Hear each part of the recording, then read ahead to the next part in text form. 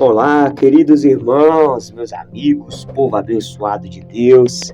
Estamos aqui para mais um devocional na tenda do encontro. Glória a Deus por mais esse dia, por mais essa oportunidade de podermos meditar na poderosa palavra de Deus, palavra da salvação.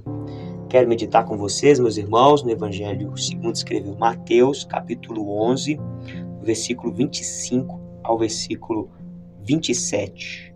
Jesus, o Salvador dos humildes. Jesus, Salvador dos humildes. A soberba, meus irmãos, ela precede a queda, mas a humildade precede a honra. Você quer receber honra, favor, graça diante de Deus, diante dos homens? Ande em humildade. Humildade, meus irmãos, é o melhor estilo de vida. Você não fica querendo se amostrar, você não fica querendo reconhecimento, você simplesmente vive uma vida leve, uma vida agradável. E são essas pessoas que se posicionam para viver de forma humilde, que vão alcançando a graça e o favor de Deus e vão sendo verdadeiras bênçãos por onde elas passam.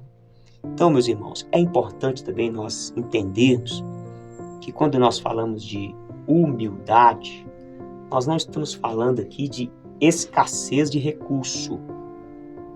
Humildade aqui não tem nada a ver com ser escasso, com ser uma pessoa sem recursos materiais, uma pessoa que simplesmente está num estado de miséria, de privações. Não é isso que a Bíblia está dizendo. É possível a pessoa estar num estado de miséria, mas permanecer arrogante, soberbo. E é possível a pessoa ser abastada nos recursos e ser uma pessoa humilde. Porque o que manda é o posicionamento do coração. Então eu tenho aprendido que a humildade é você pensar menos em si e não menos de si.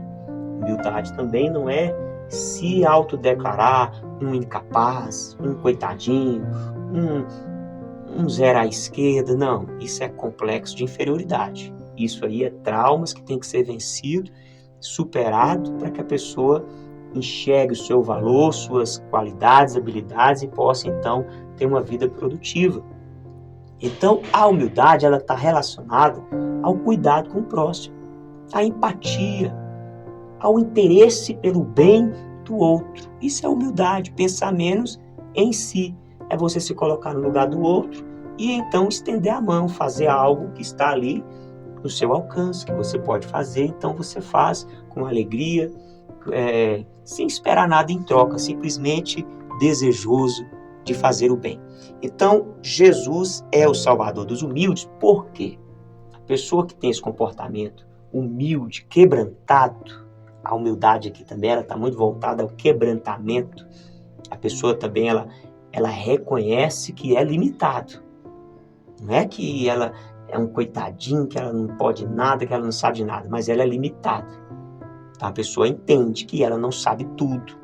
Ela entende que ela não é perfeita em tudo, então ela se posiciona de forma humilde, reconhecendo suas falhas, reconhecendo suas limitações. Por isso que Jesus, então, ele pode trabalhar na vida dos humildes.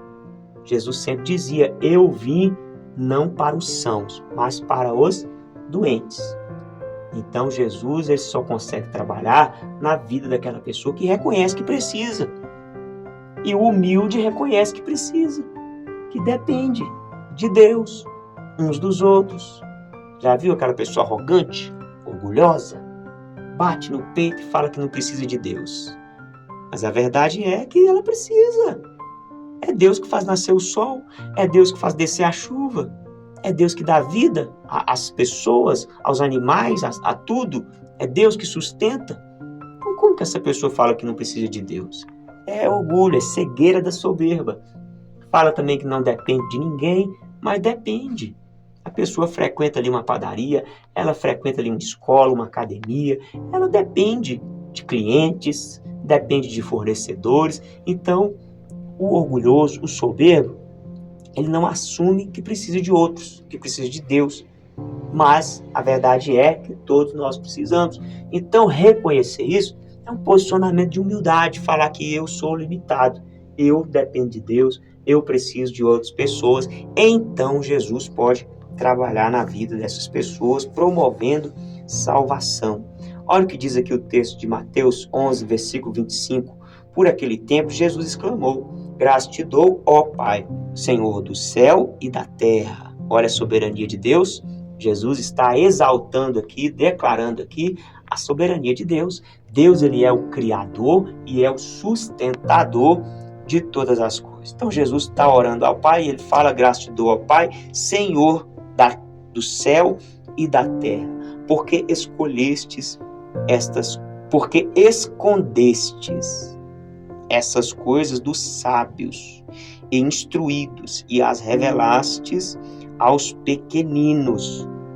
Então, os mistérios de Deus, as verdades de Deus, a sabedoria de Deus, só alcança os pequeninos, os humildes, aqueles que se dizem sábios, aqueles que se dizem conhecedoras, intelectuais, filósofos.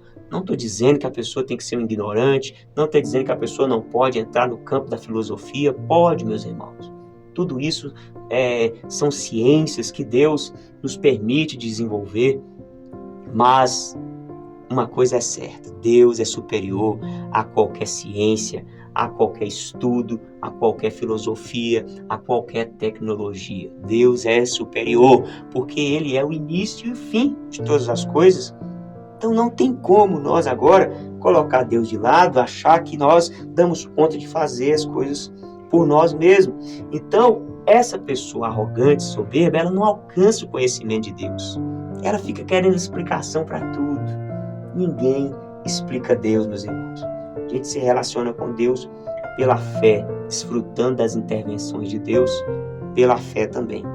Aí diz mais: sim, ó Pai, porque assim foi do teu agrado. Essa é a justiça de Deus. Deus não obriga ninguém a nada. Se a pessoa se acha muito boa, se a pessoa se acha muito capaz, autossuficiente, Deus não obriga ela a se curvar diante dele. Não, Deus deixa a pessoa viver. E infelizmente nós vemos aí o quê? A situação da humanidade. Olha a situação da humanidade, meus irmãos. Isso é o que? Resultado de soberba. Essas guerras, essas brigas, essas violências, essas corrupções, resultado da soberba do homem que acha que pode conduzir as suas vidas sem a direção de Deus, e estão quebrando a cara. E, meus irmãos, o fim vai ser horrível, terrível para aqueles que não se rendem ao Senhor hoje. Então, que sejamos humildes e possamos crescer cada dia mais na graça e no conhecimento de Deus. Guarde essa palavra do seu coração, fique com Deus, um forte abraço e até o próximo encontro, se Deus quiser.